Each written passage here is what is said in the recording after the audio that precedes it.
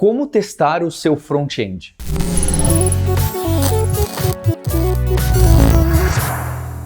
Eu sou Paulo Silveira. E eu sou o Mário Souto. E testar software é sempre um desafio. Escrever seus testes de unidade ou testes de aceitação, às vezes dão trabalho, tem gente que tem preguiça e todo o fluxo do TDD demanda esforço que se paga, não é nem a longo prazo, se paga até a curto prazo. Mas eu acredito que o front-end tem um desafio maior, porque envolve input do usuário, envolve tela, imagens, onde clica, o que arrasta, e automatizar isso e deixar o mais compacto possível para que não seja um teste de integração é realmente algo que me foge à cabeça e eu não sei fazer. Então, Mário, eu queria saber quais são as técnicas que hoje, as técnicas modernas, para a gente escrever desde teste de uma funcionalidade simples ou de um caso único até a integração para saber se o meu front-end funciona em diversos browsers, se ele está respondendo bem, está fazendo o que faz, valida o que deve validar. Paulo, eu acho que você começou muito bem esse episódio aqui, né,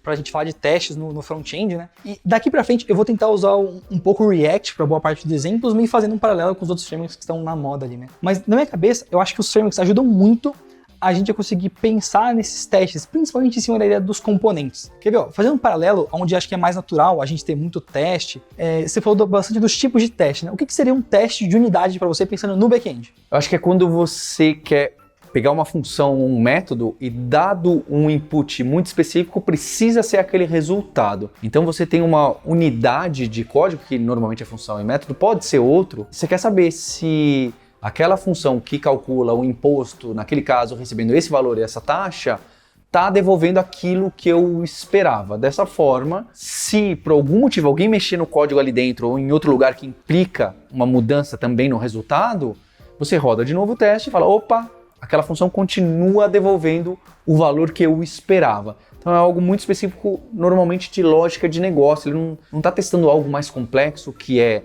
o banco de dados, ou algo que envolva vários componentes. Então, você definir no back-end uma unidade é relativamente fácil. Tem o tal dos mocks, tem suas complicações. Mas no front-end, para mim, fica um desafio. Boa, então vamos subir na complexidade aqui do mais básico. Então, você falou muito de testar uma função, né? No front-end, a gente tem funções. Então, a gente vai ter uma função isEmpty, uma função isValid, uma função, principalmente validações comuns de input de usuário, né? Onde, igual você falou, você recebe um dado e dá um output disso. Para quem nunca escreveu nenhum teste, se você já tiver mexido com Node, você pode tranquilamente rodar node.index.js ali e rodar qualquer arquivo via Node. Pensa que as ferramentas de teste, né, o que a gente usa para escrever os testes, basicamente estão rodando cada um de vários scripts que você descreve, passos com formas diferentes de escrever um if ali. Então, basicamente é um Node rodando um arquivo ali que dentro chama essa função que você criou tanto no front quanto no back e vai executar aquele código ali. E você vai ter se if deu certo, se não deu errado, e aí você pode estourar um erro e sair arrumando conforme tiver certo ou tiver dando algum problema, enfim. Tem toda a teoria, né, do TDD, que vai ter um vídeo meu aqui na descrição para você conseguir pegar e entender mais profundamente essa lógica, mas o ideal é isso, né? Você vai escrever os seus testes para garantir que algo está funcionando.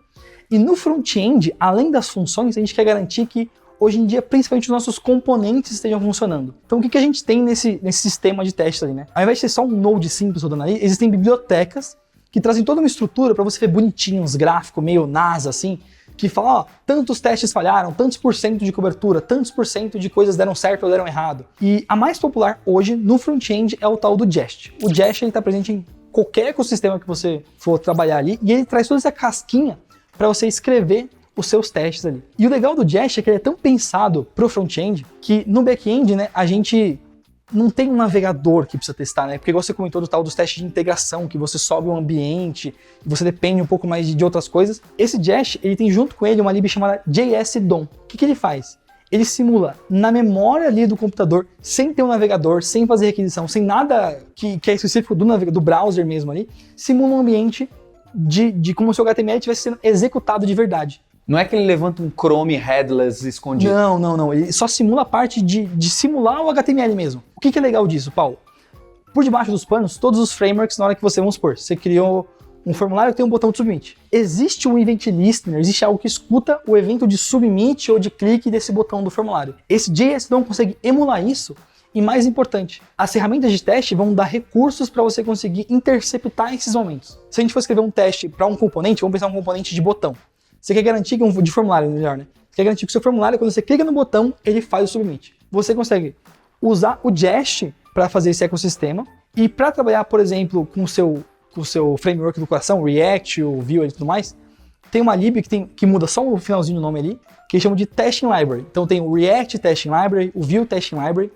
Essa lib vai ajudar você a, no ambiente fora do navegador ali, conseguir rodar o seu framework para conseguir interagir com ele e renderizar nesse HTML do ambiente virtual ali. De mentira. De mentira. Então é uma combinação. É o Jest com alguma coisa Testing Library ali, que é o carro-chefe hoje em dia. Então o React Testing Library tem uma função chamada render, onde você passa um componente para ele e ele te retorna uma variável chamada de screen, que você pode, nessa tela, procurar algum botão baseado no type dele, algum input baseado na label, no placeholder dele, e simular interações de usuário, como escrever algum texto, apagar algum texto, fazer focus, fazer blur. E em cima de simular todos esses comportamentos a nível de código ali, você consegue literalmente escrever o que você teria que fazer toda vez que você alterasse esse formulário. E aí é engraçado, porque aqui você comentou dos testes de unidade e tudo mais, né?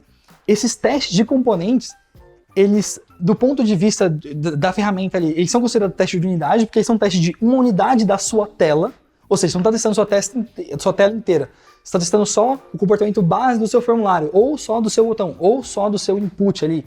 Se na hora que você passa um dado errado, ele faz uma validação diferente ali. Eu recomendo fortemente que você abra a documentação do Jest e do Testing Library e dê uma olhada nos exemplos lá. Hoje em dia está tão bacana que recentemente eles lançaram uma funcionalidade que você consegue visualmente clicar e fazer todas as interações que você quer no seu componente e ele gera o código do teste para você baseado nisso. Então os testes de front-end estão evoluindo muito, principalmente nessa parte de unidade, onde você depende do framework, de um monte de coisa aí, estão ficando bem bacanudos e você consegue garantir que os seus componentes estão certos.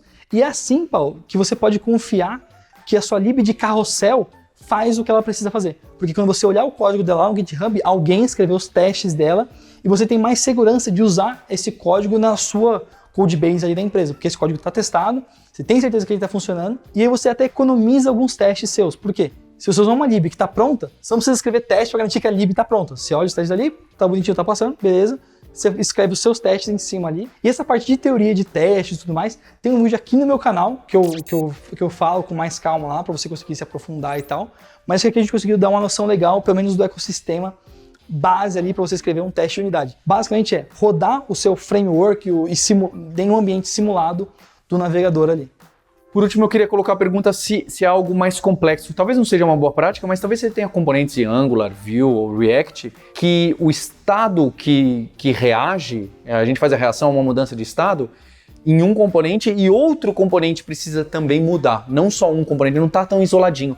Imagina que o componente está um pouco amarrado com o outro e não é por passagem de argumento, é por alguma coisa que tem cara de global que é passado por os dois. Eu consigo fazer esses testes? Um exemplo disso, claríssimo, é se você tem um sistema de login. Eu até peguei o formulário, que acho que é mais fácil para todo mundo, né? Muitas são variações de input usuário ali. Você vai precisar salvar um cookie para guardar o token do usuário ou salvar no local storage ou session storage, enfim. Essas estruturas são do navegador, certo? Aí a gente cai na nossa unidade, né? Na unidade, você está testando o seu código do seu componente isolado ali.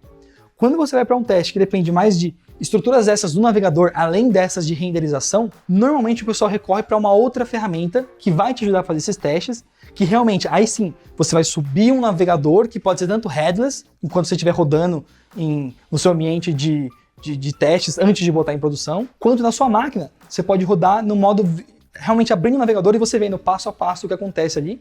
E a mais popular, matadora, é o tal do Cypress. No passado, o Selenium era muito usado, você chegou a ver o Selenium, alguma coisa? Hoje em dia o Cypress, ele abstrai toda a complexidade que muita gente às vezes chorava com o Selenium, porque tinha que ter a versão do browser e tal. O Cypress, ele literalmente instala um Chrome dentro da sua Node Modules ali, e você você roda o comando de start dele, ele vai subir, e você passa a URL que ele vai ter que olhar os seus códigos. Então, você literalmente roda o seu projeto em modo de produção ali, sobe o Cypress para você conseguir visualizar o que ele está interagindo, e você consegue ver onde está dando errado. E aí você falou muito da questão de se pagar os testes e tudo mais, né?